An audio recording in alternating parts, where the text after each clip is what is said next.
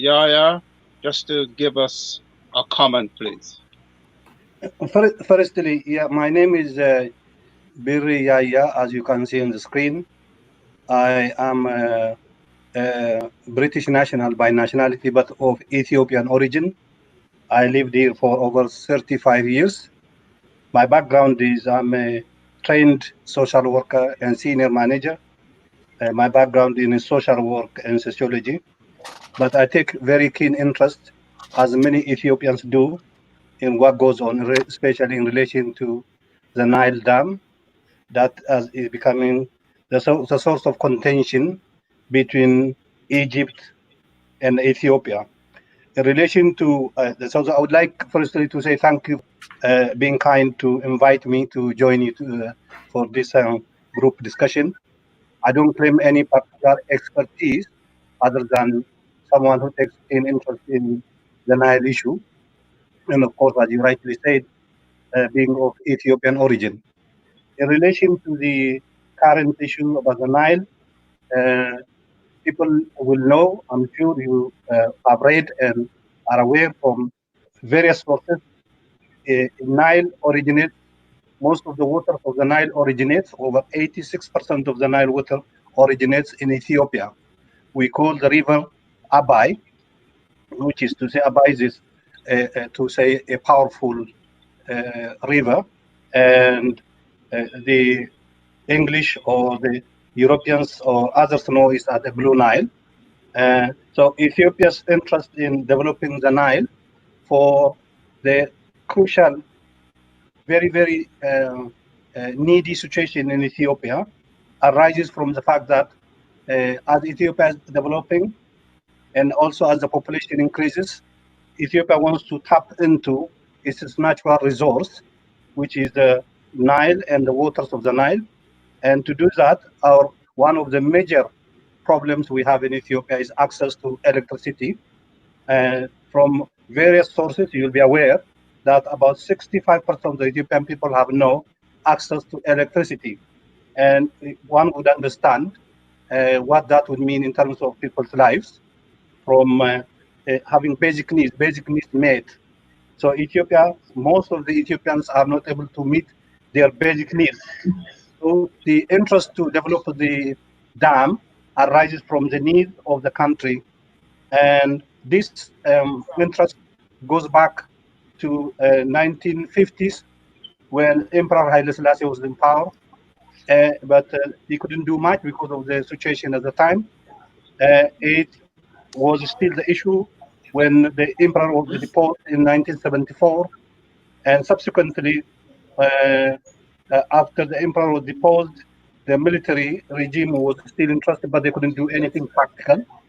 But in the 2009, the previous government to the current government started a practical approach to developing the resources of the Nile, the ideas of the construction of the Nile dam. The idea was started around 2009. By 2011, it became a public information. At this stage, Ethiopia is very close to keeping to its timeline of filling the dam. I cannot confirm whether the dam has started filling, but I can say to you, Ethiopia is very much interested in keeping to the filling of the dam, which Egypt and Sudan are aware of. Ethiopia would need to do that in consultation with Egypt, in agreement with Egypt and the Sudan, if possible, and has gone out of her way to enter into negotiation with these three countries, particularly these three countries, over a number of years. I understand, as it stands now, 90% of what is to be agreed on has been agreed, including, I understand, some consensus on the filling, the time scale for filling of the dam. Egypt keeps on talking about 20 years. Ethiopia is clear. I think we are on 7-year cycle, or to be filled with fill it within 7 years cycle, beginning from this year. So Ethiopia, as far as Ethiopia is concerned, Ethiopia wants this to be seen as the project that arises from the need of the country, that has support from the people, And the financing of the project is entirely without any loan, external support from the government and the Ethiopian people's contribution. And we are hoping, possibly by the time it becomes operational and with some level of capacity, Ethiopia will be able to generate what it needs from the dam, and that is without forgetting that the two countries also have needs. Ethiopia is very keen that Egypt is assured, Sudan is assured that there is no harm intended or there is no plan to harm these countries. And there is no evidence from the discussion between the three countries at different times that neither of them are saying Ethiopia has a plan to harm the interest of Egypt or the interest of the Sudan. But the disagreement is, we say in Ethiopia, Egypt says Nile is the gift to God, the gift from God to them. This is really a myth, because how would anybody get away with saying particular resource belongs to me because God gave it to me, when we know the river doesn't start in Egypt? And that Egyptian myth, in addition to that, they also think, because they had an agreement, colonial treaty agreement, where Ethiopia was no party to, that granted Egypt the monopoly over the use of the Nile. Egypt thinks they can use the British-led colonial treaty of 1920s and 1950s, where Ethiopia was not party to, that Egypt should continue to dominate, to say who gets what, which means Egypt, to some degree, Sudan only gets, Ethiopia gets nothing. Ethiopia cannot entertain to accept this because, firstly, Ethiopia is, as you will know, we have always been a peaceful nation. We are a proud nation, very, very proudful nation. We are rightly, we believe, the symbol of the black people as for independence and for decency. In the graphics, which I was not able to tap to, I understand the professor is saying, look, we have to put the context of this debate into how Africa is generally, how black people are generally treated as slaves, as they have no influence over their own resources. And that is what the game is. So Ethiopia is happy, let me summarize, Ethiopia is happy and willing to continue with the negotiation to settle the dispute. Remaining part of the dispute, I would say, I understand 90% of it has already been agreed, but the remaining part of the dispute to be resolved through negotiation. But what Ethiopia will not do and cannot afford to do is to sit back with Egypt dictate the terms of the negotiation. Thank you. Okay. All right. Thank you very much, Dr. Yaya. Now, I wanted to take Brother Zulu next, but I would take Mandingo for the simple reason, as you say, I got to go for 7 o'clock. And I can see the time is fast approaching. So I'd just like my Brother Mandingo to make his comments next. And then after that, I'll ask Brother Zulu, who's from Uganda, to give his perspective in terms of the White Nile and what's happening there. So, Brother Mandingo. Ujambo, and give thanks and praises to the Almighty Creator, Onyame Chukwu Olodumare. Yes, it's a pleasure to be a part of this panel this Sunday, the 19th of July, 2020. Following on from last Sunday, when the topic again was Ethiopia. Now, fortunately, the last video that was shown, where we couldn't hear it in today's program, was one that I got from you, Taharka, and I was able to hear. Let me just say, where that was concerned is that I agreed with the basic points, except for that wrong designation of Black African. We are Africans. Simple. The question of identity is absolutely important.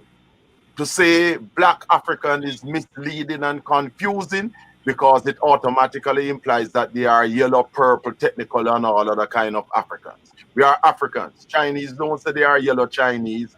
Japanese don't say they are yellow Japanese and Europeans, white Europeans. So they'll get that straight. We are Africans. End of story. So that means that Africa belongs to all of us as Africans and not to non-Africans. Now, it is important again to remind one and all, including those who have been privy to this information, that the site for the dam was identified from as early as 1956. That is during the reign of His Imperial Majesty, Emperor Haile Selassie I. 1956. We are in 2020 now. So from that time, during that administration. And another thing, why this dam is so important for not only for Ethiopia, but other countries in Africa, is that it has been completed, and Biri from Ethiopia on Wednesday, the 15th of July this month, the dam started to be filled. And incidentally, Wednesday the 15th was also the birthday of Gregory Isaacs, the cool ruler, reggae star. So it started to be filled on Wednesday, the 15th of July. And the importance of the dam is that it will lift the majority of Ethiopians out of poverty and other forms of low standard of living, because this is what mass electrification will do, because this dam is now the largest hydroelectric dam plant in Africa and the 7th largest in the world. That's the importance. Okay? And not only will this dam mass electrify Ethiopia, but the surplus electricity generated will be sold and some given to other countries in Africa. So it's not just for the benefit of Africans in Ethiopia, but also for countries in the rest of Mother Africa. Absolutely important. And there are only 2 states that have been opposing this dam. And they are Arab Muslim controlled. Misnamed Egypt, and also the Sudan, where we are already aware of the hundreds of years of racist Arab Muslim genocide against Africans, which still continues. Okay, so they are the only 2. And we also know historically, and this has not stopped, that the Arab Muslims have been waging by all means necessary a jihad to conquer and Islamize Ethiopia. So this is very, very important. It is also important that the present Prime Minister of Ethiopia is from the largest ethnic group, the Oromo group. And he's in full support of what this will do for all Ethiopians, be they the Amara, the Tigray, and others. Okay? So that's very, very important. But what Cecil has been doing, like his predecessors, is that they have been paying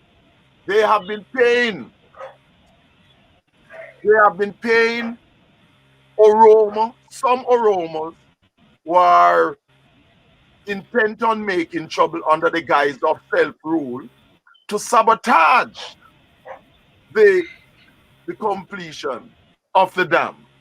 Yes. And so we have to deal with a situation whereby we must not allow those Oromos, and let us remember the majority of Oromos, like the rest of Ethiopians, are for the dam, but we must not allow those who are the wrongdoers to work with our enemies to sabotage the benefits that this dam will bring for our people. as I said, I'll be coming to an end soon. The source of the dam and the source of most of the water, about 85 to 87% of the River Nile water comes from Lake Tana, T-A-N-A. That's where it comes from. That's the origin of the so-called Blue Nile. Okay? And comes along that river, as Biri said. But the origin is from Lake Tana in the highlands of Ethiopia. And the dam, when filled, will have 74 cubic kilometers, which will be 3 times the capacity of Lake Tana, and 7,000 tons, TONNES, of fish will be expected to be harvested annually, which of course will be good for the diet of Ethiopians. Very, very important. And my final statement where this is concerned, I'm very pleased that the Ethiopian people, government and citizens alike, have wisely decided on the Marcus Garvey philosophy and practice of self-reliance, that the dam has been financed completely by Ethiopians through bonds and private donations. And the reason, as Marcus Garvey said, when you finance yourself, self-reliance, it means you're not held to ransom by others who would finance you. Because remember, he or she who pays the piper calls the tune. So self-reliance is why we have this dam, and this is why it was able to be completed. Because if we had depended on non-Ethiopian sources, the dam would not have been completed. So we must be vigilant, and our people in Ethiopia must be on constant guard, must be constantly vigilant to prevent any sabotage, any form of destruction that will be attempted to destroy this dam. Because this dam represents brighter prospects for Africans in Ethiopia and outside of Ethiopia. Thank you, my brothers and sisters. Okay, thank you very much, Brother Mandingo.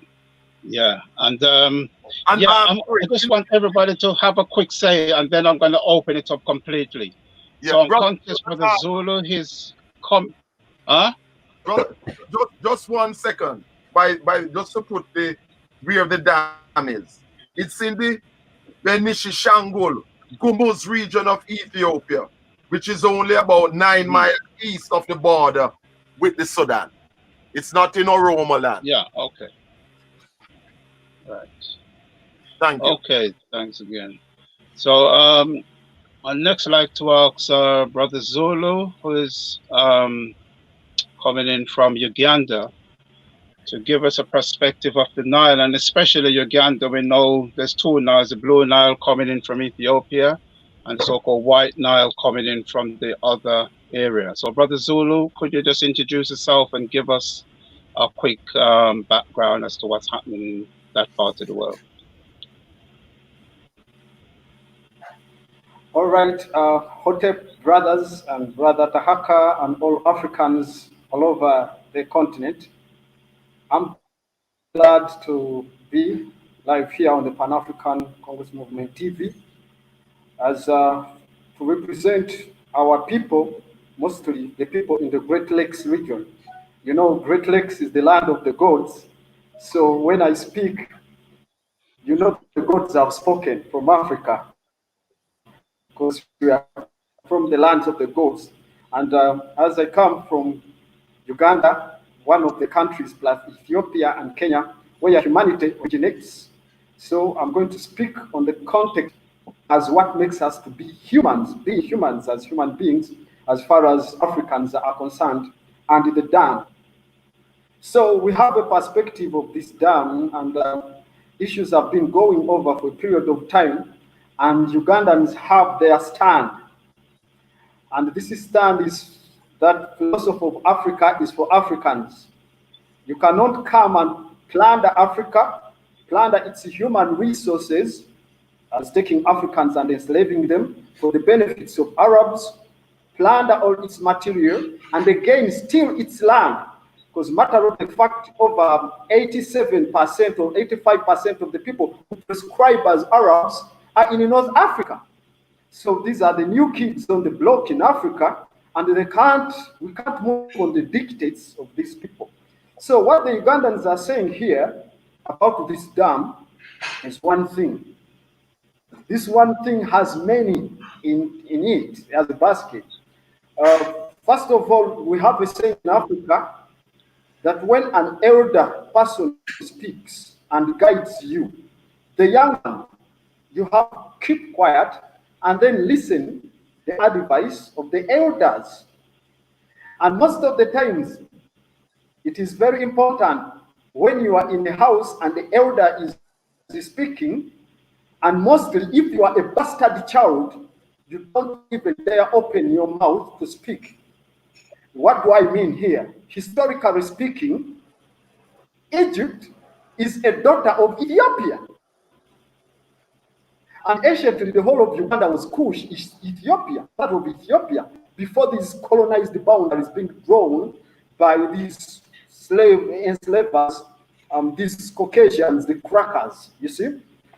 So when we speak of Egypt being a daughter of Ethiopia, it means Ethiopia is the mother. And once the mother is speaking, the children have to keep quiet. They have to keep silence and hear what the mother has, which is best and basically that can be something of knowledge, something that is important to guide the family. And now, as we speak, these Egyptians who are not the real Kemetians, these Arabs who came as invaders, so we term them as bastard children. So now the bastards cannot come dictate for the property of the real heirs, the real people who are supposed to inherit and enjoy the benefits of the continent. So now, what do Ugandans have to say about this? We know the dam is going to be very important in electrifying areas of Ethiopia, whereby over 65 million people don't have electricity, and they have been targeted by the Euro-Arabic, we call it a Euro-Arabic setting, because when I term it as a Euro-Arabic setting, we know how the Egyptian government is being operated. And they want a government that is operated militarily, because once they had a government that wasn't militarily of Muhammad Morsi, and the people who fund the military budget of Egypt, which gets a fund of the US dollars of over $1.3 billion. So a budget that is so huge to keep the Arabs under control of the Suez and then the river, the Nile River, so that they can sabotage all the programs of the Africans and to keep in check that these Africans can be understepped by the military muscle of these funded Arabs, because you know the Arab League, you know, Egypt and Saudi Arabia being a proxy of the United States and the European Union, they have a common goal, plus the small hearts, a common goal of expanding their empire, taking over up to the Great Lakes. And if you go and check into the statistics, we know by the year 2045, there will not be enough fresh water apart from the Great Lakes and in Africa. So River Nile is cardinal as one of the sources of fresh water and the Great Lakes. So the Ugandans are seeing this thing as a pretext of the Egyptians trying to cause havoc by instigating a military sabotage somehow, so that they can come and overtake all of the governments here and then employ, or they can deploy proxy and stooge governments that can work under the guise of what the colonial master and the Arabs and whatsoever they want to do. As the matter of the fact, as Ugandans, the people in the Great Lakes, Kenya, Uganda, Rwanda, we know the amount of water that comes from us, which is too much like that 80% that comes from Ethiopia. But when we hear a brother being attacked because of his or her developments, because someone is jealous, if Ethiopia has the electricity, it's going to share some of the electricity, mostly in the rainy seasons when there's too much flooding. The power they can produce can be sent to Eritrea, to Kenya, and then we have a new state, a newborn state that is being hoodwinked by the Arab mindset somehow. Southern Sudan.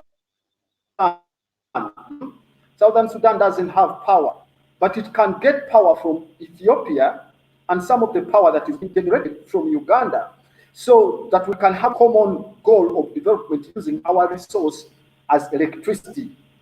You see, as electricity. Now, when we hear that there is a journey's latest come, somebody who is an invader, and he is trying to sabotage the developments of these melanated black folks, Africans, and this person who doesn't even subscribe as an African, you see, who doesn't subscribe as an African, and is trying to make dictates on waters that come from black Africa, the Africans cannot accept that. They cannot accept that. I remember we had a heading here that can this cause war? So we know what war means. We know what the apparatus, the Egyptian apparatus is of the Air Force and all the military budgets and all the military muscle. The Africans are not scared. We know our story, and we know what Ethiopia did to the Italians at the Battle of Adwa. Ethiopia, with all its military muscle, European stolen material, enriched military muscle that was paid on funds of minerals stolen from Africa, it was defeated by Ethiopia. Again, we know there is some kind of bias on an independent state like Ethiopia because we protect Ethiopia too much as Africans. It's one of the lights where we see that one of the states that wasn't colonized, it fought of the colonial masters, so it is our guiding star. Again, this Ethiopia has its own calendar, independent calendar.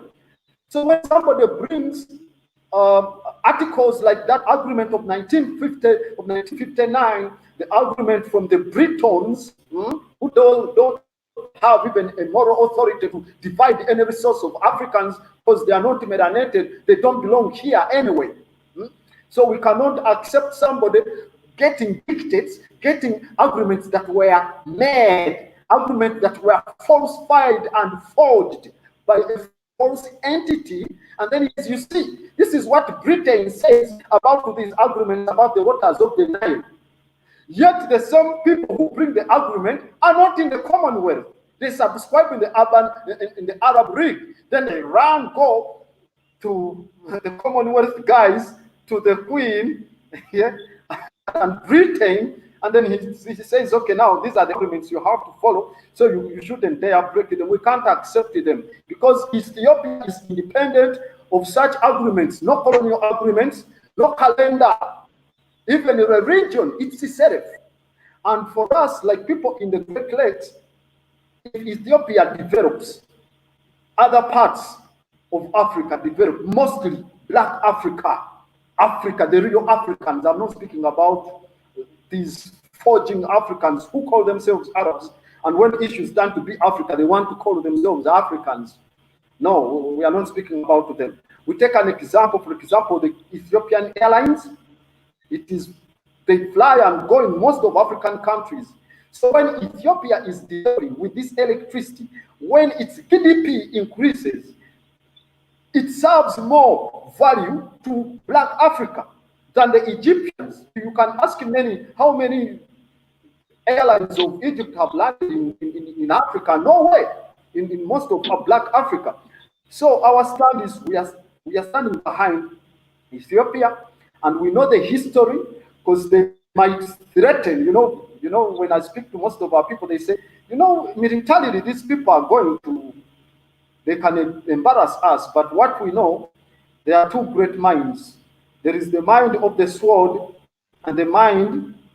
There are two great powers, the mind and the sword. In the long run, the mind outcompetes the sword. Ethiopia has done this before. In the years of BC, 670s BC, remember the invasions of Eshahidun. Eshahidun was attacking to take over the whole of Black Kent and Kush. But Pharaoh Tahaka had to defeat them. He beat the devil out of them up Eshkelon. You see, it's not new. When Ethiopia came, when Italy came, it was defeated, deliberately defeated. When these invaders still came as the Hyksos, they were defeated by Thutmose and then Ahamos. So their invasions are not a threat to us. And then if they insist, the Arabs should know the Black Lives Matter, and there's going to be a racial explosion. It's going to be the time when Africans are going to reclaim most of North Africa, all the oil that has been plundered and stolen by these people who are not supposed to be in North Africa in the first place. So we exactly have a strategy as Africans down here. We have a strategy of one heart, of Ubuntu, a strategy that says all of us, we are one. Because we are one, that's why we are. And as Africans of color, if there is somebody who is our neighbor and he is being invaded by somebody poking in a proboscis of a sucker, trying to neutralize, trying to make dictates on a resource that is not theirs, the strategies are there. As we go on to this discussion, I think there will be open space so that we can discuss some of the strategies that we can put forward here, because the water comes from here. And you know, in Uganda, there is a saying in Uganda, in our language, that says, Kastolinya Jegava, which translates, if you step where your water comes from the fountain, the rest of the people downstream are going to enjoy anything. They are going to face it rough. So now, if Egypt wants to sabotage from where the fountain comes from, it should be aware it is committing an Arabic racial suicide. Because we are ready as Africans, this time we are not going to accept anything. For example, Egypt going to take cases to the United Nations Security Council. Egypt reporting to the Security Council, where Africa has no any permanent member, no permanent member on the Security Council, no African. The non-permanent members that are there, we have African country that is Niger. The rest is South Africa, which is controlled and by whites, and again another Tunisia. So, Brother Haka, as the discussion goes on, the Africans in the Great Lakes disagree with Egypt, whatsoever it wants to do with Ethiopia. We support the Grand Ethiopian Renaissance Dam to go on. Let them fill the reservoir. Let the lights come on. Let the electricity go everywhere. Let them begin strategically irrigating these areas in Ethiopia that have been targeted by HAPS, High Frequency Active Rural Research Program, that has been sabotaging Ethiopia, where we have the table of the sun. So the dam has to go on by all ways.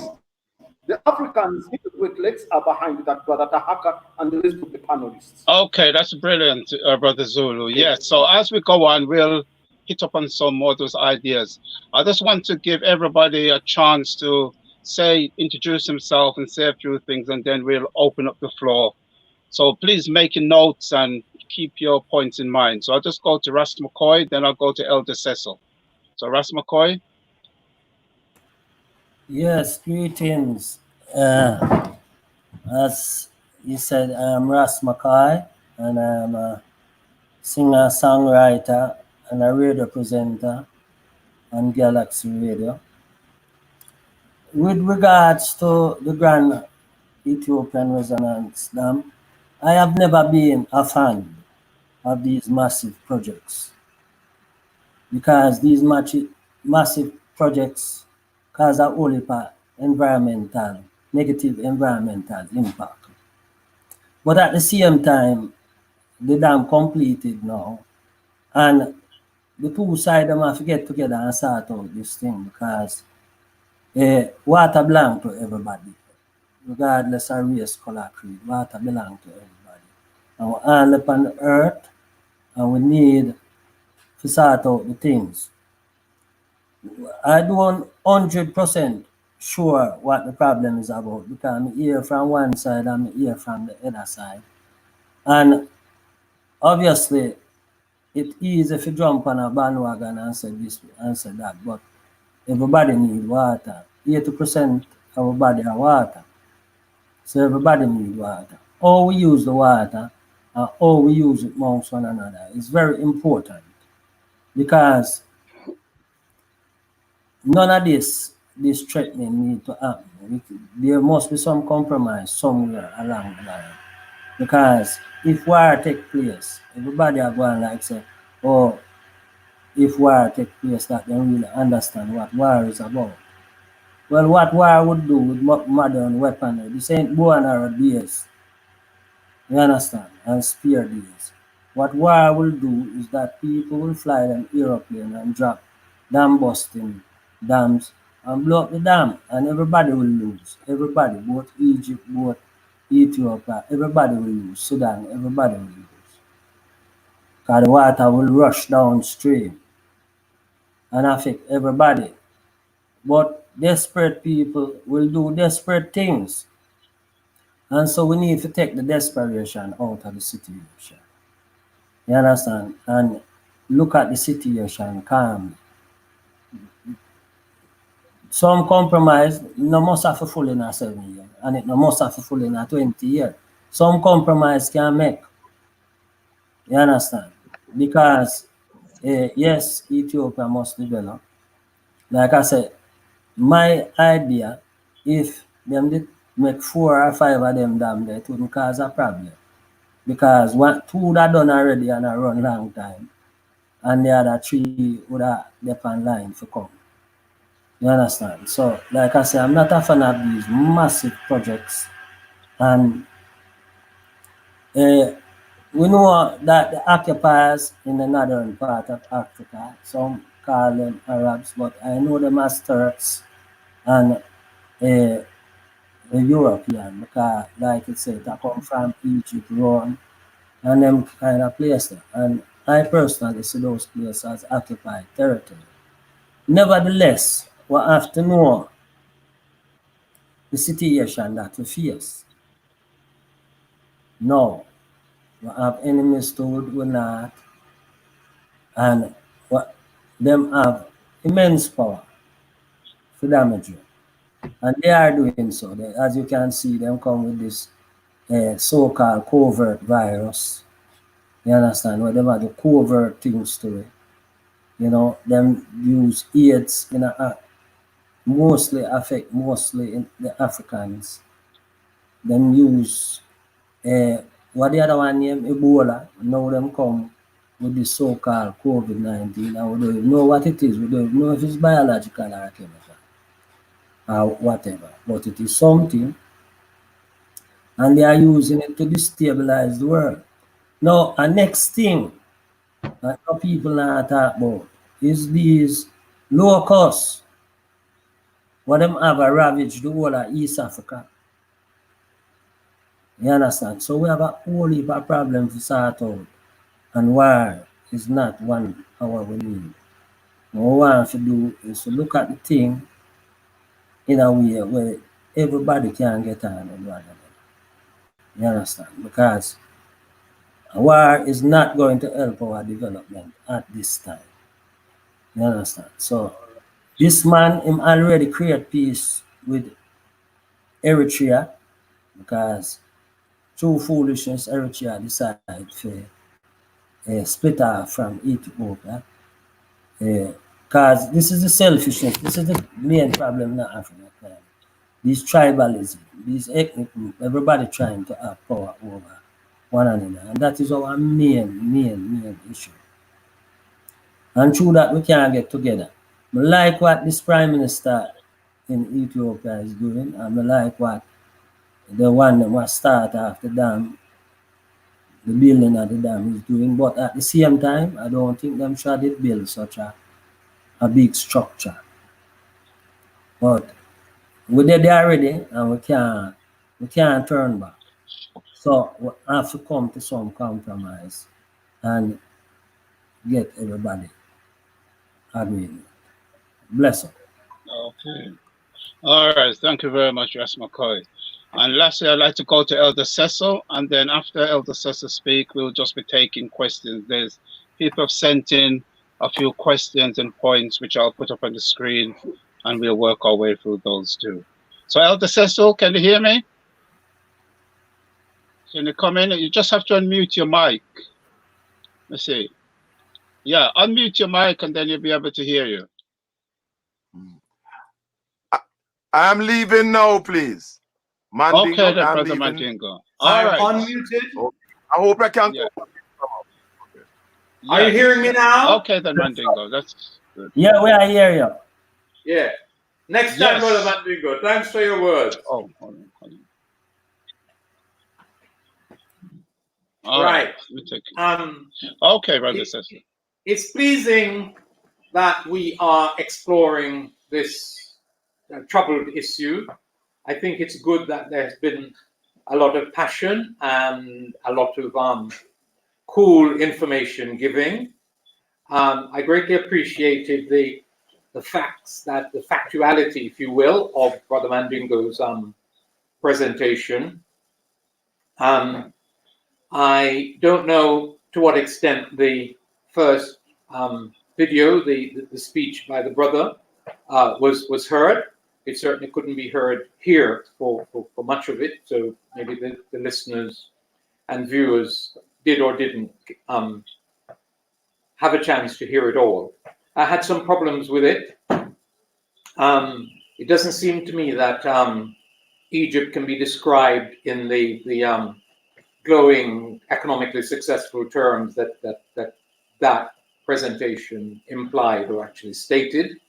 It's actually a troubled, economically challenged place, and the people at the bottom of that society aren't in any particularly good shape, and they certainly aren't enemies of Africa, and so it's important that we take a balanced and sensible view around this.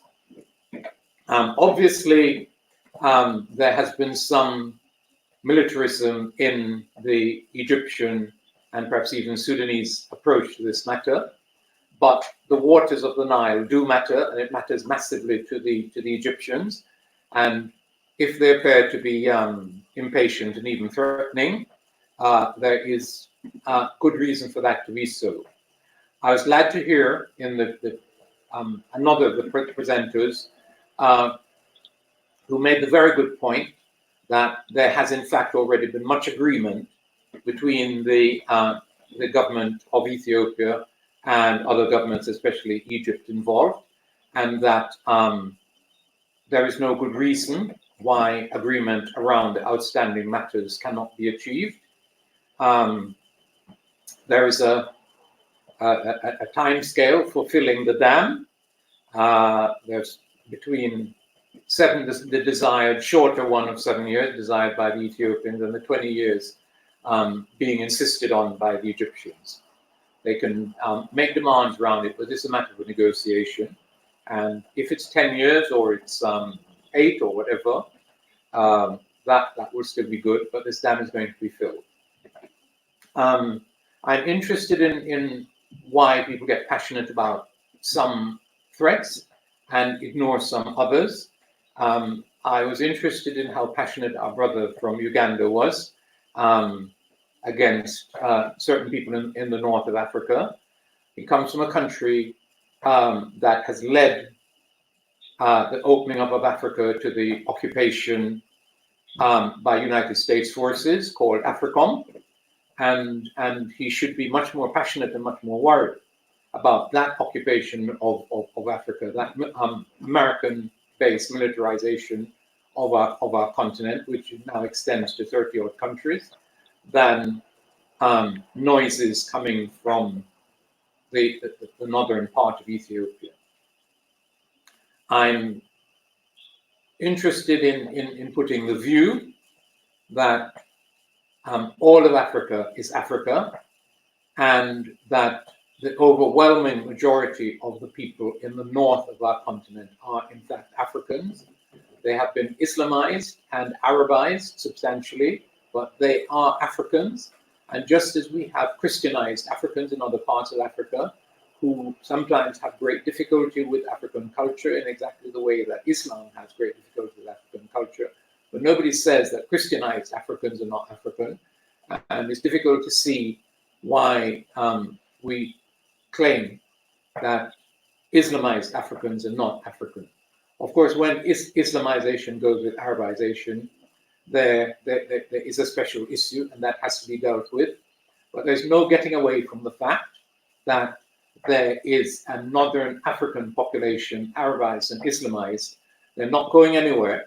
There's no effective program for their elimination, and we've got to find a way to accommodate them and get them to respect African culture in a way that they have historically not done, largely because of the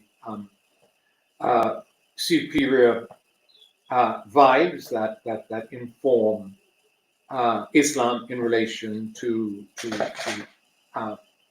traditional African culture. There's mention of the Sudan, and it matters that even though it's until the relatively recent division between the north and the south, that even before that, a friend of mine, an informed man who went there to teach, came back and said he couldn't see any Arabs in the Sudan. And that is precisely to do with the point that I'm making.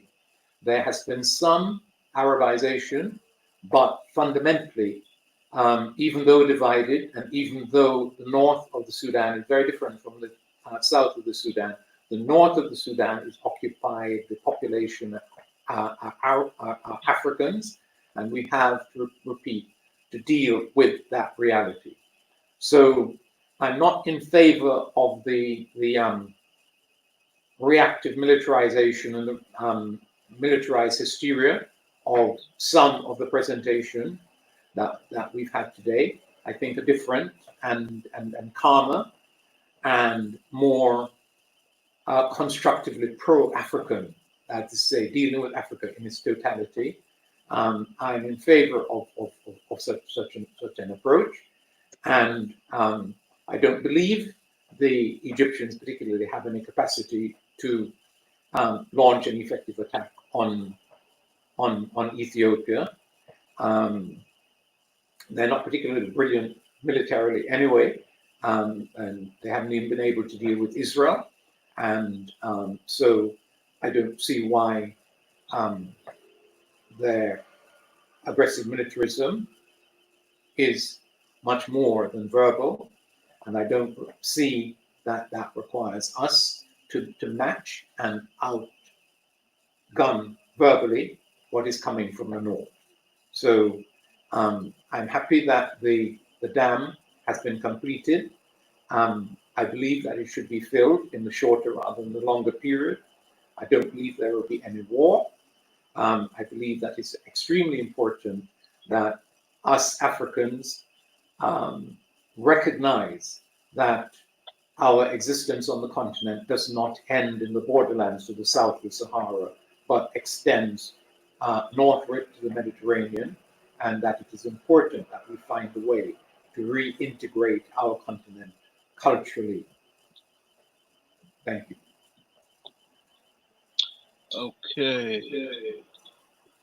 Okay, thank you, brother Cecil.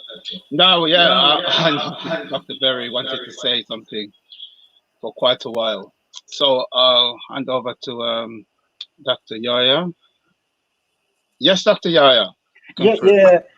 Thank you for letting me chip in before we go into the discussion, just to mention a couple of things that Brother Mandingo, the West Zulu, and Ras Mako, Elder Cecil have mentioned. Just a couple of points in relation to we all are Africans. I couldn't agree more. We are all Africans. There is no question about it, including the northern part of Africa. They are Africans. They are part of the African Union. That is one point.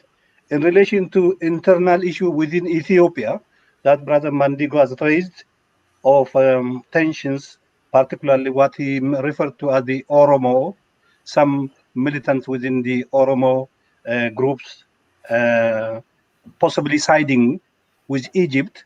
Let me just say one thing. I am Ethiopian, proud Ethiopian, but of Oromo origin.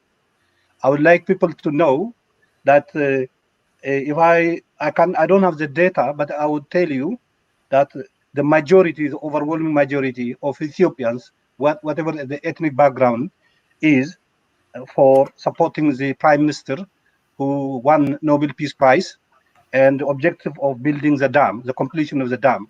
So there is no division in Ethiopia because of ethnicity on the need for the dam and the completion of the dam.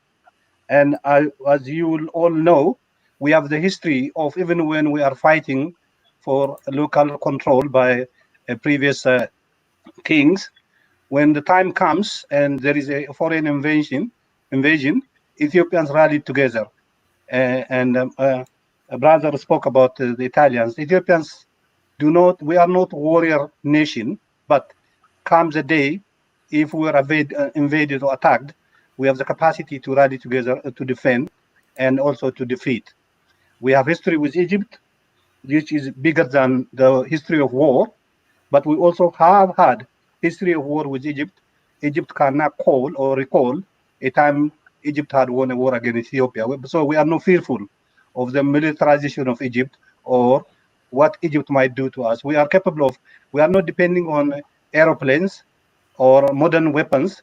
We are depending on the pride of our people, the ability of the Ethiopian people, alongside all Africans, including Africans in diaspora, to defend the sovereign nation, Ethiopia, the symbol of African pride. So I just want to assure you that Ethiopians are not worried about Egypt's militarization or the threat of military action actually stopping us from building or filling the dam. On the date of the filling, I'm just be careful because I have not heard from the Ethiopian government that the filling has started. That's why I did not want to say anything. So I would leave that too. But I would just want to add that Ethiopia believes we are on track to filling the dam. Whether it has started or not, it's enough for me to confirm. On other issue in relation to Egypt, the Egyptian identity, I think the last speaker has said it. I'm very grateful that you said it. Nobody is now questioning northern part of Africa is not Africa. They are Africans, but we also know the history of the migration of people from other parts of the world into Africa. But de facto now they are all Africans. We are all Africans. The African Union is made up of both the sub-Saharan Africans and all the Northern Africa. That's all I wanted to just chip in to clarify. Thank you. Okay. All right. At this point, we'll just open up. So anybody wants to come in the further points you want to make, and I'll also put up some comments that's come through. Yeah. There's one here. I don't know if everybody can see that comment. It says, did Ethiopia ever claim a cent from revenue generated by Egyptian tourist industry? I suppose what they're saying is that although the waters emanate in Ethiopia, and obviously Ethiopia has to do a lot of work in around the lakes and stuff in maintaining that, Egypt have never contributed financially to Ethiopia in terms of the upkeep of the river in any way.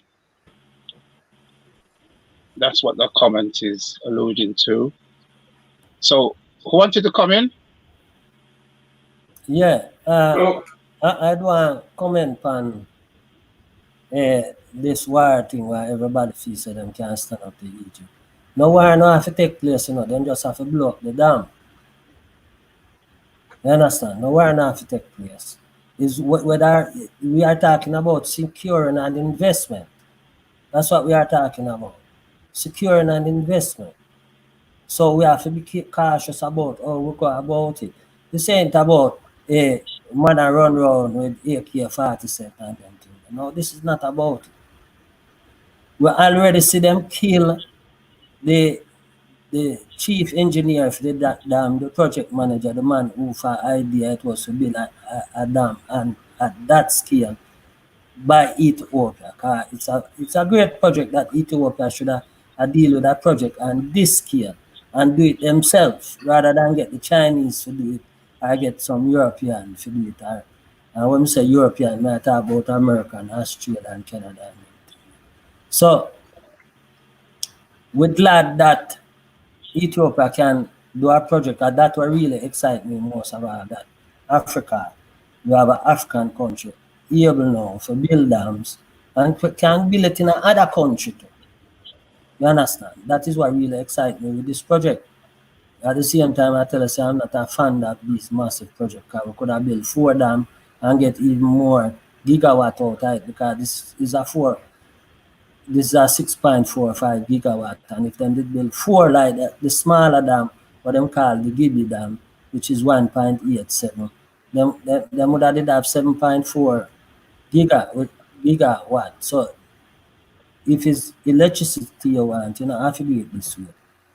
So, but the point is, I agree with the other 2 people that Africa is Africa. If we're supposed to go back to the 1963, when and before, when they did have the Man River and Casablanca, it was amazing that it was the northern people them who did want 2 out of them did want to unite with Africa, and only for Africa they went lazy and went on them own with them like a greedy behavior. You understand? Because Algeria did say them ready to go rush South Africa. So did NASA and them people there. You understand? But they moved them leaders there, and then they moved the good leaders what Africa have too. So just like our brother Cecil said, there's only other things in Africa which is as important as this dam. Because there's a swarm, a one, there's the continuous malaria and AIDS attack, and there's the militarization of the whole Africa with these foreign air forces and naval bases and all them things what them have put, you know, and everybody going on like them anti-America. But while China is investing militarily to take over Africa, America is investing militarily. So while China is investing economically, America is investing militarily. And Europe is investing military because they can't compete with the Chinese industrious economic performance. So when the white man can't get anything, what him do? Him turn to violence. At him core, him is a pirate. You understand? And we have bigger issues than this. That's why I say we can negotiate this. And me have confidence in that man because he is a good negotiator.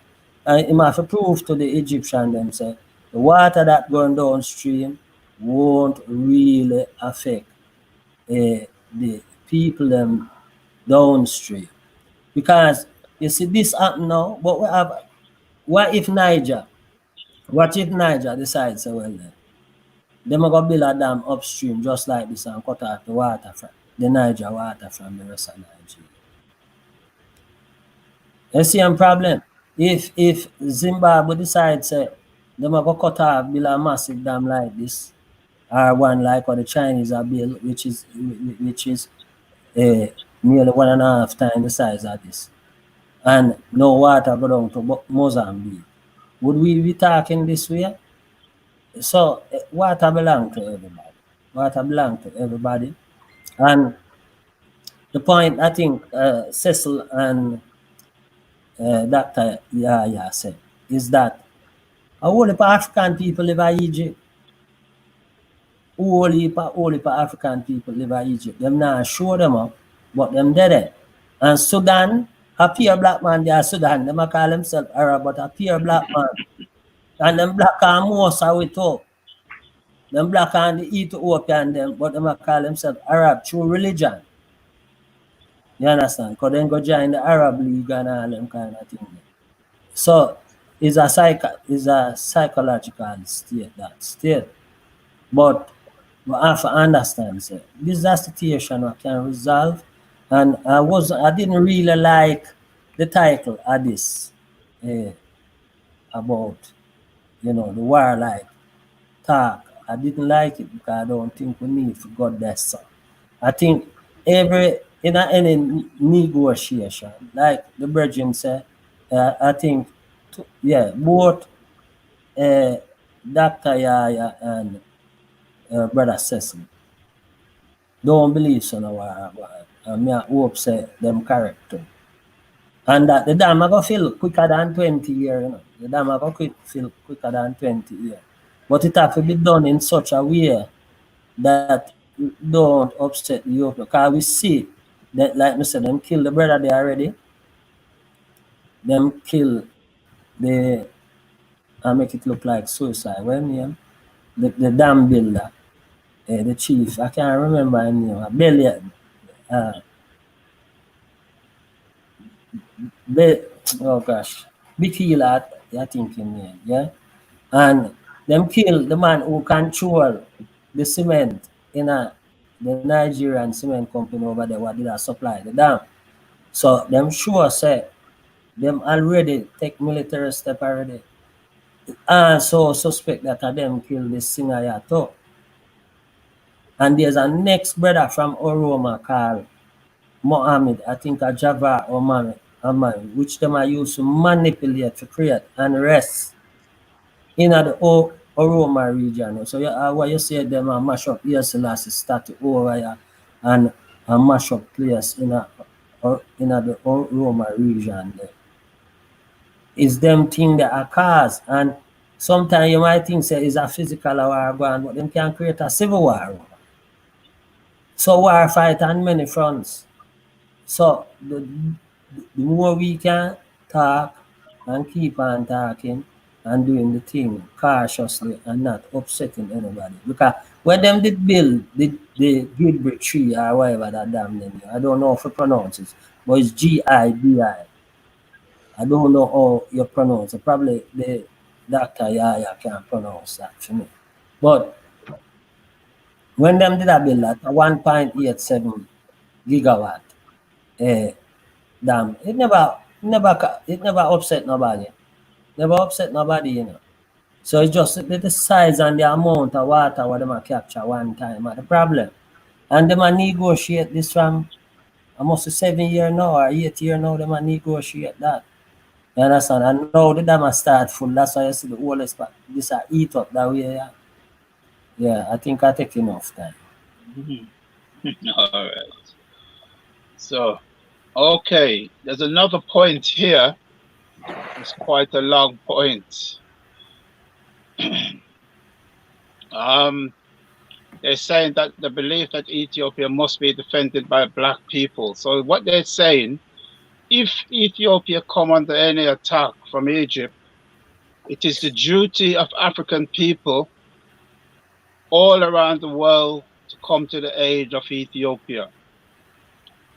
Because it shows, as the brother said in the video and as being stated here, we cannot remember Egypt's role. We cannot forget Egypt's role in the Arab slave trade. They were instrumental in that. And I think one of the things that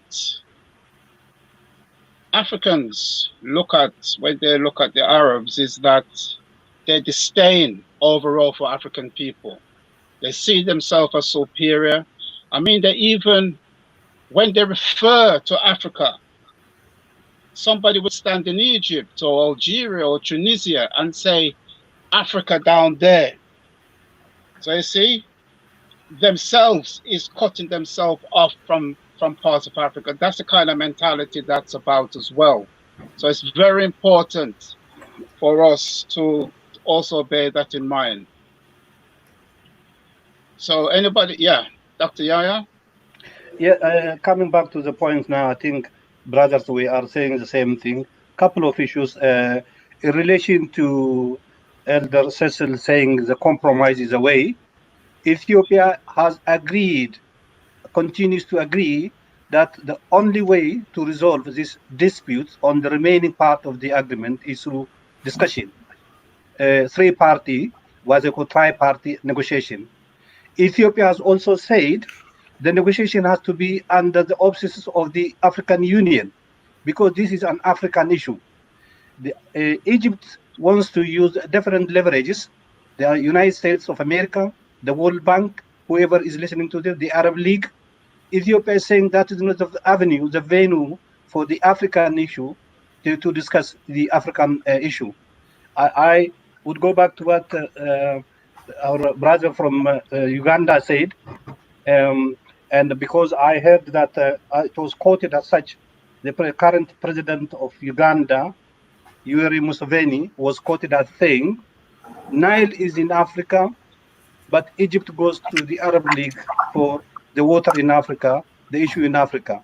Ethiopia has recently in the UN Security Council, when the Security Council at the request of Egypt was discussing about the issue, Ethiopia has said, prior to the meeting of the United Nations Security Council meeting, there was an African heads of states governments meeting, virtual meeting, video link up meeting, where the three countries were asked to present their cases. Ethiopia is pushing for Africa-centered, Africa-led solution to the remaining part of the discussion. But if Egypt insists on the historic legacy, the colonial legacy, which awarded her the control over the waters of the Nile, Ethiopia will not accept it. Come the day, if need be, Ethiopia is capable of defending herself. But I don't believe it is in anybody's interest to go to war. So to emphasize, Ethiopia, in terms of negotiation, we need to put in context the part of what is remaining is smaller than what had been achieved so far. In terms of the timeline, whether it is 7 years, 20 years, when they decided, when Ethiopia put forward the 7 years, it was after a series of negotiation from 5 to 10 years, 13 years, 15 years. Ethiopia is now on a 7-year cycle.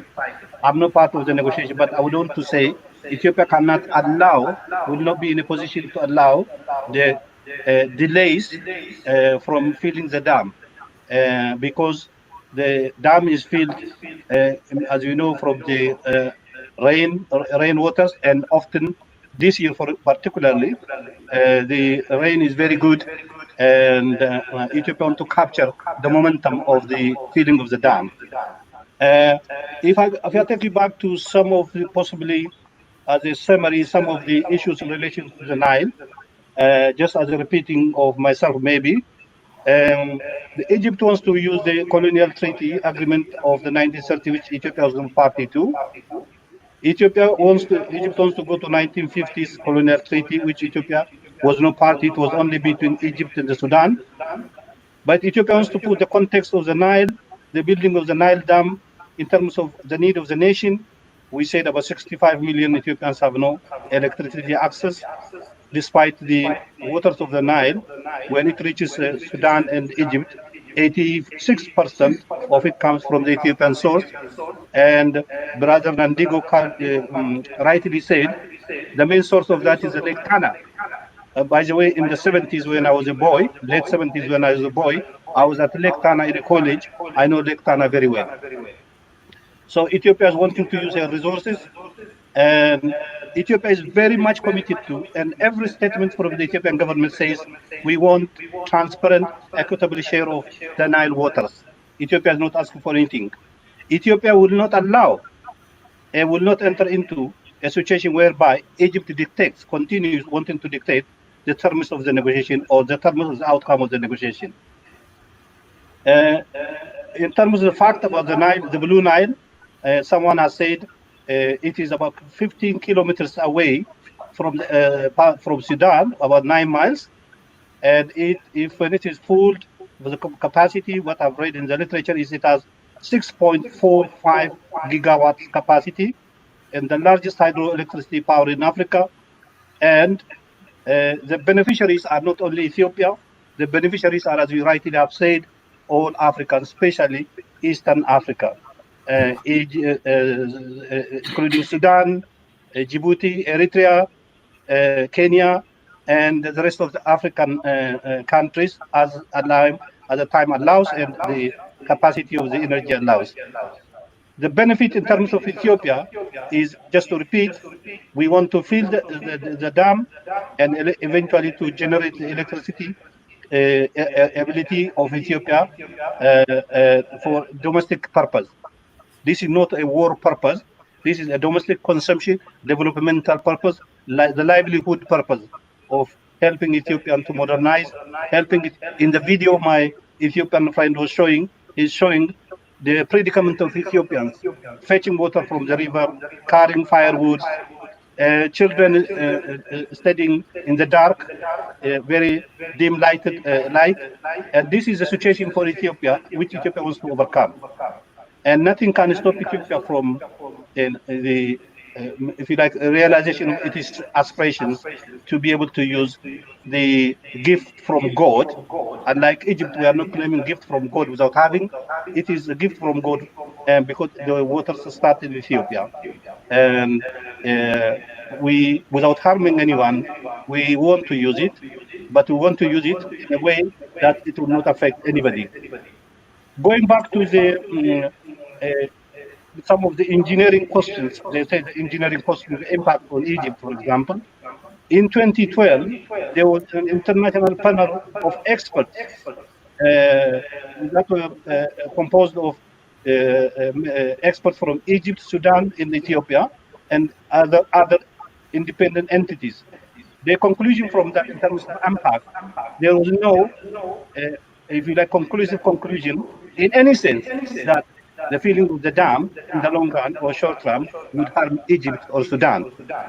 If anything, in fact, the fact that Ethiopia retains water and releases water would mean Egypt will get, Egypt, Sudan, both Egypt, Sudan and Egypt will get the accumulated water, and some of it also filtered water that will stop it from sinking to the soil.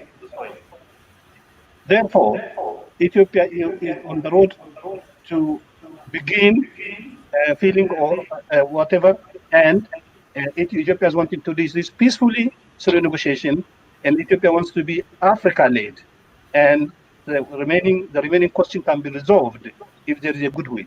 That's what I wanted to summarize. Thank you. Okay, thank you, Brother Yaya. Now, I think Brother Zulu, you'd like to come in? Yes. Yes. Okay. Yeah. What we are saying, we don't want war. We don't want war. And what is happening? Ethiopia is not waging war. If somebody goes to the Security Council of the UN, whereby we know what happens in the Security Council is either to get permission from military attack. It means the person who goes to the Security Council of the UN is having a war mentality of attacking another sovereign state. You see? So that's what brings us to say if they mean war. Because you can't, African issues should be solved by African people. You see? African solutions to African problems, not African problems solved by Arabs or by United Nations that has a Security Council that is racist, permanent, vetoing people that don't include any African on the table. And what brings us to say that in 2010 in Uganda at Entebbe there was a conference. The president of Uganda, president of Kenya, president of Rwanda, Tanzania, and Burundi And Ethiopia, they sat and they were doing a resolution about all of this. How are they going to really find a way that Ethiopia constructs and accomplishes its dam with no harm to anybody? Because it has been studied, all the plans have been studied, all experts have gone into these plans, and they mean no harm to anything to Egypt. But after such meetings, Egypt turned to threats of war. You see, like now, recently, when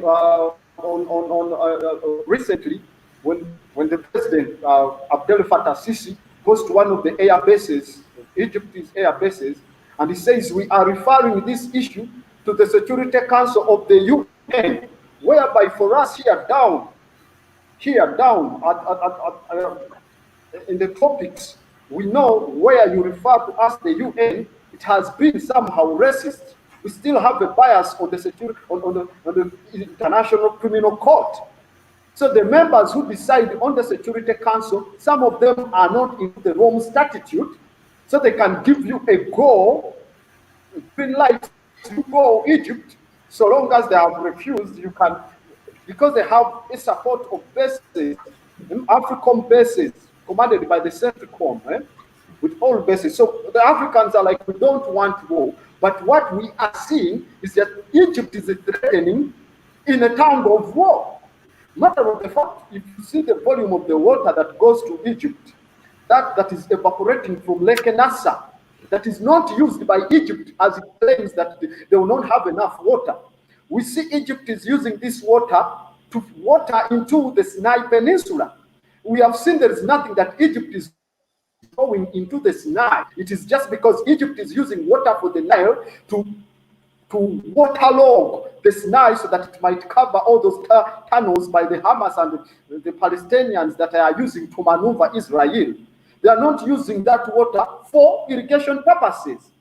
There are some of the complaints we had from the Egyptians saying that the water that Ethiopia is going to collect as a reservoir, it is like, they said it's like 360,000 swimming pools of Olympic size, you see?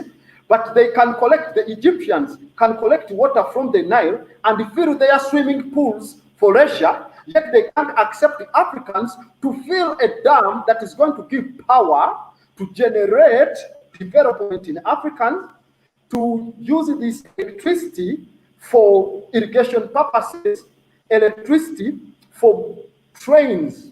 We need electric trains that might, help to harness the works of the free trade partnership in the Africa, whereby you got borders and crossing other countries so that you can trade your products in there. We need the electricity. So for them, they can fill their swimming pools with the water for the Nile, for their leisure. The Ethiopians cannot fill the dam so that they can fish from there for dietary purposes. They can generate electricity. So if such a concept comes, I would term them as President Menes, or as President Menes said, this would be hydroelectricity extremists. So that is the point. The water is not going to go away. The water will keep flowing. In fact, I was reading from the Agriculture Department of Egypt, and most of the crops they grow, like for the irrigation, there is cereal, and much of it, 50% of what they grow from the maize and whatsoever, they feed it to the animals. It's just for poultry, and it's not for human consumption as a first remedy for their existence anyway. So Africans are like, okay, if there is a problem that they are scared they will not get what to eat, if they irrigate farms, or they call them their fed-in farms where they can irrigate, we can do it. The Africans here, the Ethiopians, the Ugandans, the Sudanese, the Kenyans, they have plenty of rice, one of their staple foods in Egypt. We can trade with them the rice, and then if they say it cannot sustain any food growth in there. But still, you see, these people, like the first question, the first comment you said, the Africans here, they have that division that the Arabs have created. The people in Egypt don't call themselves Africans. If you go, for example, to tour into the pyramids and all of those temples, they will not accept a dark-skinned dude like me to really cover with the camera. They'll say you have to get permission from the Ministry of Tourism in Egypt. So that's the question the other brother was asking. Has Ethiopia asked any penny, any money from the Egyptians, from the tourism industry? Because they are getting money from structures that were constructed by Ethiopians, because Ethiopia is the mother of Egypt. You see? So these Cushites, they have monuments they constructed, and these people who, I had brothers say, the Africans who call themselves Arabs, who prescribe to the Arab League for all their conflicts, they go to the Arab League and the Security Council, not the African Union, you see? So we find it horrible. We find it horrible that when we go to tour, things that were done by our ancestors, they levy us too much of the money. They can't accept us to take photos into the temples. We cannot go to the pyramids of Giza inside.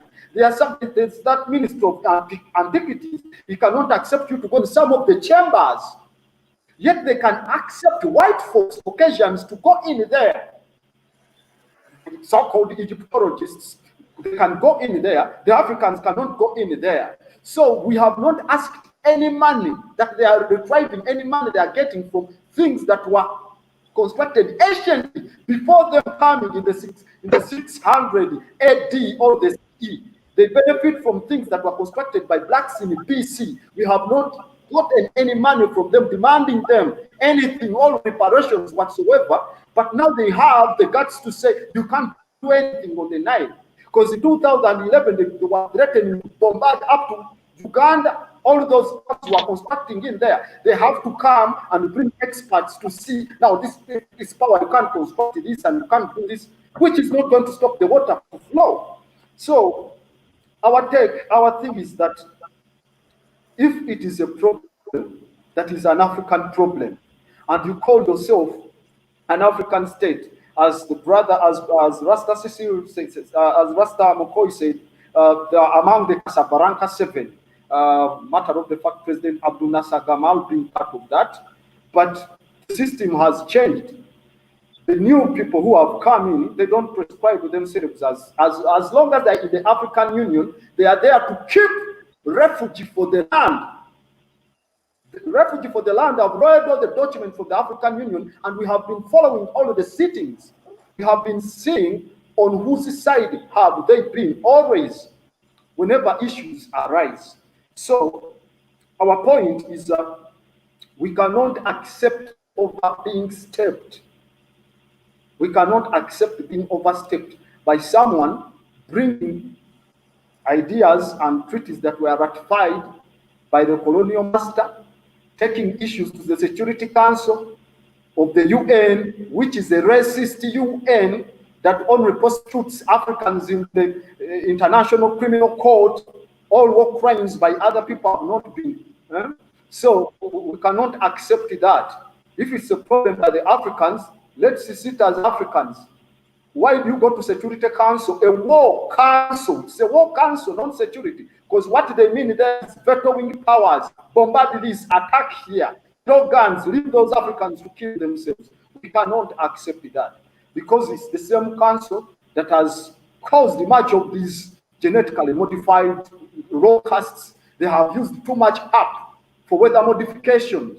And in this period of season we are in, we have seen that all the people in Europe, and they have put their cars and factories that are not functioning anymore.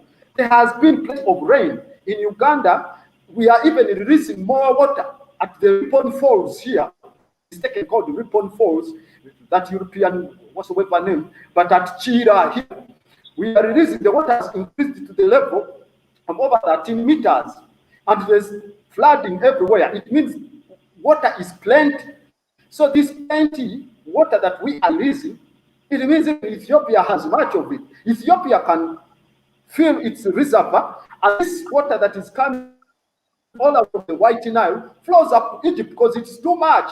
It is even causing flooding in areas of Lake Choga here in central Uganda and Lake Mutanzige, mistakenly called Lake Albert by some European who is not an entity who can own a lake here. So this water, as the Ethiopians feel, we can release some of the water that is so much here in Lake Narubale, Lake Nyanza, mistakenly called Lake Victoria. This water can flow and go to Egypt for a period of time. They have all these dams, Nasa, Aswan, everywhere. Water is there, reserved. When will they use it? You see, they can just get it only to fill their swimming pools for their leisures. No. Let the Ethiopians feel as the other water that is coming from Africa, from these other areas, from the riparian states as they call them, can still flow and sustain what is needed in Egypt. That's period. So, Brother Tahaka, that's our point there. Okay, Brother Zulu, that's very well said. Now, in the last 5 minutes, what I'd just like to do is just get a summing up from each person as to what, because Brother Zulu made a very good point there that I never thought about before. As we know, if there's the White Nile and the Blue Nile, and the White Nile, there's surplus water, as he said, in Uganda, and that in itself is replenishing. So you see, there's a lot, I think there's a lot more negotiations to come. But what surprised me in terms of the negotiations is that at the moment it's only involved Sudan, Egypt, and Ethiopia, when also the other countries of the White Nile, surely they should be a party to this negotiation as well, because they also have to say water from the White Nile is also ending up in Egypt. And just to say, Egypt, as we said, 15% was said of the water in Lake Nasser is lost through evaporation. And it'd be interesting to know how much of the fresh water from the Nile flows straight into the Mediterranean Ocean. I think what has happened with Egypt, because in 1929, the British gave them that mandate to say you own the river. They've been very wasteful. So if there was to get their engineers and put their head together, a lot more water could be conserved rather than flowing straight out into the Mediterranean Sea. So what I'd like to do now, I'd just like to go around and for final summing up, comments, just to sum up before we end today's meeting. So Elder Cecil, I'll start with you.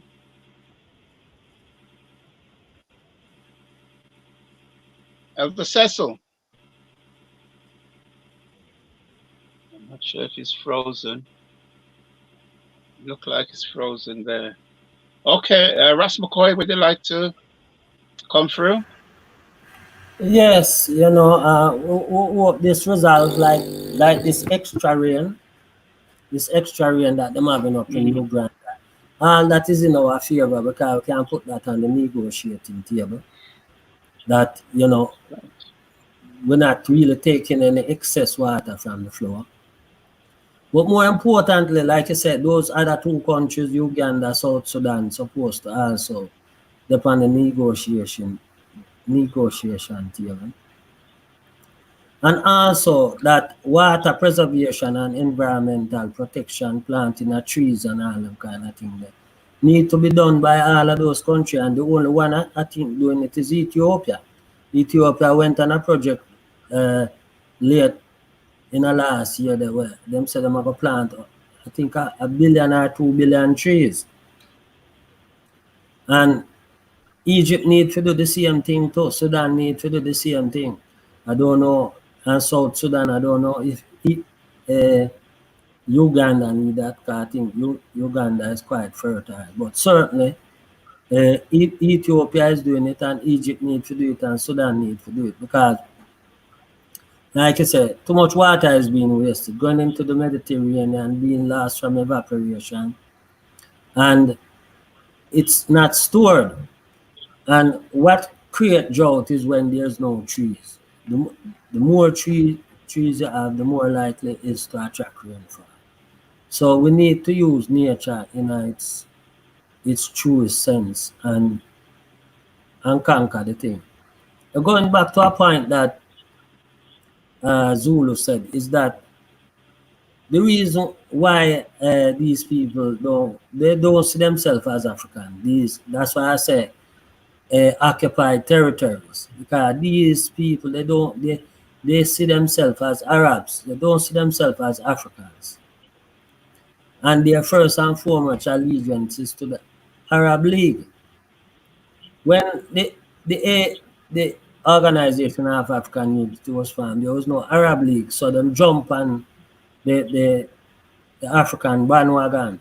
But as soon as the Arab League was formed and Saudi Arabia became a dominant power, and especially after the Yom Kippur War, where them the price of oil was quadrupled, and them start to make crazy money.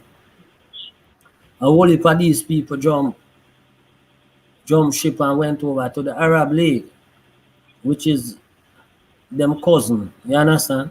So them they always look down upon us, and the problem is that we are always looking up at them. That is the problem. Rather, I don't think we should look down upon anybody still, but we don't just looking up on these things and them things. So we need to negotiate this thing out, because we have a whole heap of other problems to solve. Give thanks. All right. Okay, good thanks, McCoy. Elder Cecil? Yeah. Yes, from Dirk Bridget. No. Yeah, we just wanted a summary. Mm-hmm. No, I think it's important. The point has been made that were Ethiopia to be attacked, of course, Africans worldwide would support them in every way that we can, as happened during the 1930s when they were invaded by Italy. This war is unlikely and unnecessary. It won't, I genuinely believe, happen. I think that it's important that in campaigning on behalf of Ethiopia, that we don't drift into some of the kind of hysteria that I'm hearing in relation to the misperceived Arab nature of Northern Africa. It's land of Arabized and Islamized Africa. They are really us, even though they don't know it. And our task is not to,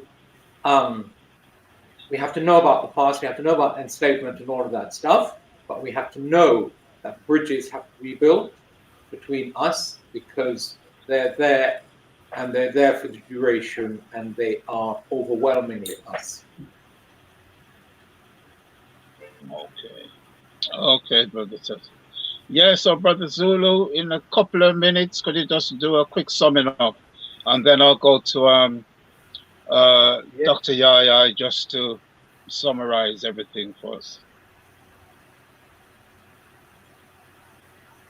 Yes, Brother Zulu, just a quick summary. Because, all right, electricity is cardinal and is very important for any state to develop. If you find a way of sabotaging people from using clean electricity, for example, hydroelectricity, and then it seems you are pressing us to go and resort to using uranium, because we have a lot of uranium in Africa, so we can export it to our friends, our brothers in Ethiopia, and they can use electricity that is from nuclear electricity. But they are still, the Security Council under the International Atomic Energy Agency says you cannot use uranium for electricity for you Africans because you don't have the safety capacity. Now, if we want to use electricity from water, they say you can't because you are going to harm other people there. So, and then that context of saying you can cause war. The Africans are not scared of war. We have been a peaceful people. We are not savages. We are not warmongers. If you go to the history of savagery, it's not Africans, you see. We have seen people like Muhammad Ali of Egypt slaughtering a couple of Africans for establishment of his system. So what if you happen to say we are attacking the Africans on the dam, and if the Africans decide to poison the water, As far as I know, the Geneva Conventions, if you try to wipe out people, like bombarding dams that provide them water, electricity, whatever, it's a crime against humanity. So in retaliatory acts, how does it sound if the Africans poison the water for the Nile because they have other sources? What can the Egyptians really benefit? What can they really have for water anyway? So they can't do such a horrible thing. They should accept the terms of the mother, as I said. If the mother speaks, the children have to listen. Ethiopia, as the mother of Egypt, historically speaking, they should listen. And most of the times, the bastards are the new kids there. That's my point, Ashe. Okay, Ashe, Brother Zulu. And finally, Dr. Yaya, could you just do a quick summary for us, because we have a lot have come up today. Okay, I'm extremely grateful, brothers, to you all, Tarka especially and the PACMTV for hosting this discussion. I'm very much encouraged and being assured that our brothers are with us. Ethiopia is interested to push this as an African issue. It is an African issue, and Ethiopia wants to diversify this discussion to spread it widely, that Africans get involved in the discussion, in the solution finding to the what is remaining in terms of reaching an agreement, acceptable agreement between the three countries. It is important, as our brother from Uganda said, these are not only the three countries, the 9 countries, it's about 9 countries that are actually part of the what they call riparian countries that are part of the Nile issue. So Egypt is now trying to negotiate or speed date countries by saying this is between me, Sudan is on my side, half on my side, so I just get Ethiopia cornered and get what I want to do, and which I have always been doing. That would not happen, would not accept, and your support, your encouragement, you being involved is very helpful. In terms of the issues that have come up from the emails, one is about the income from tourism. Yet it's rightly so. We have never asked Egypt for a penny to share what Egypt earns from tourism. Although historically, the ancient Egypt was built by Nubians, who were essentially Ethiopians. We've never made a claim that out of that income, out of Africans generated civilization, what Egypt is now benefiting from tourism, we've never said give us a penny. An Ethiopian journalist who was born and grew in Saudi Arabia, he only speaks Arabic. He is one of the defenders of the Ethiopian interest on Arabic channels. He appears in Al Jazeera. He said, why is Egypt so much pushing us to dictate terms to us when we are not asked about the Aswan Dam, when nobody asks the Arabs for the oil they are making money from? Is there anybody in the world who asks the Arabs, because the oil is coming from your country, we also have some entitlement to income you get from the oils? Well, it has not been said. Africans have not said to start with. So why is it that a big issue when Ethiopia wants to use her own resources, Ethiopia is pushed to the corner, or leverages are being used against her not to be able to use her resources? That is what Ethiopia is fighting back. I can assure you, from my own involvement within the community, Ethiopia is determined to do 2 things. Firstly, to resolve the outstanding disagreement with Egypt and Sudan through a peaceful means. Ethiopia will keep to its timeline to fill the dam. When the dam is filled, when water is being used, electricity is generated, Ethiopia is not the only beneficiary. Africa is beneficiary, especially starting with East Africa. And there is no negative impact. Any impact is negligible. It has been said by international experts that it would adversely affect Egypt. And as has been said earlier, Egypt has water that it has not been using through evaporation or whatever. Egypt has no good reason to say the water dam will have a negative impact on the flow to Egypt or to Sudan. So it is not based on any scientific evidence. And Egypt should know, and will know by now, that Ethiopia will not stop going ahead in terms of filling the dam. And I would say, in terms of ending, going back to the same issue, I'm very, very encouraged to have joined you today in this discussion. And this discussion through your channel should continue, and we have to promote the African-centeredness of the dam. And that dam is our property, African property. The utilization will be non-negative to anybody. It's not harming anyone. And Ethiopia will stand by her desire to fill the dam and to utilize the water. And thank you for letting us this opportunity to share my thoughts. Okay, thank you very much. And unfortunately, we have reached the end of another program. So I'd like to thank Brother Zulu all the way from Uganda, thank Dr. Yaya, thank Ras McCoy, and Brother Cecil, and of course Brother Mandingo, who had to leave a bit early. For what it's worth, I think Egypt, is well aware that Ethiopia has no bad intentions towards them. Because remember, this is a hydroelectrical power dam. It's not a dam to store water. It's a dam that water will be flowing through. So they know that. But I think what Egypt is really scared about is that this would shift the power balance in that region of the world. Once Ethiopia becomes fully electrified, it will become a powerhouse in the region. Its industries, which it wants to build, will then take off. And Egypt will not be in a position to be the bully that it has been for many, many years. And that, I think, is what is really troubling them, how powerful Ethiopia will become. But I do think, in the end, I think common sense will prevail, and they will come to their senses. The dam will be filled, the water will continue to flow, and I'm confident that there won't be no bombing of the dam by Egypt. I think it's just blustering. They're just positioning themselves. That's all it's about, to show how strong they are. So in the end, I think everything will work out all the best for Africa, and that's the main thing. That's the main that's the main thing to take away. As Ras McCoy says, there don't have to be a war. I mean, they could try to sabotage the dam. We're not looking at tanks rolling in or planes or wholesale invasion, because I don't think Egypt is in a position to do that anyway. So I do think common sense will prevail. And just to say, thank all the viewers for tuning in today, and I hope you have learned a lot. I know this is what we call a topic far away from Europe, which we normally dwell on sometime, but it's important to know what's going on in the Pan-African world.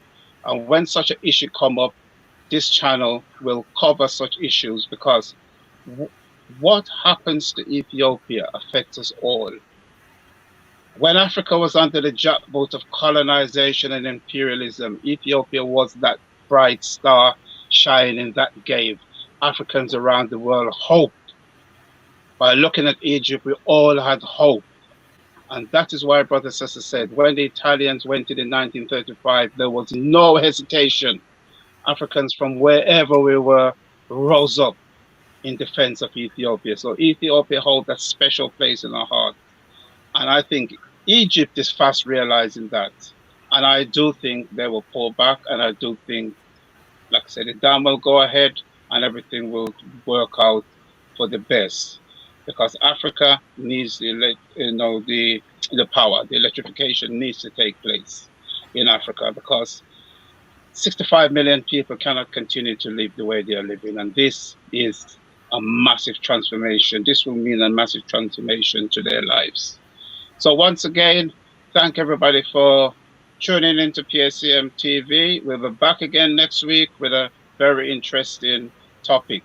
So until then, I would like to say Dana Ono to all listening. Dana Last week I could not remember, but this week I made sure I remember it. Dana Hunu. Dana Ono, that's right. Dana Hunu. Yes, Dana Ono. And Kwaheri to everybody until next week. Let peace be with you. Or peace be with you. Brother. Okay, Ashe. Ashe.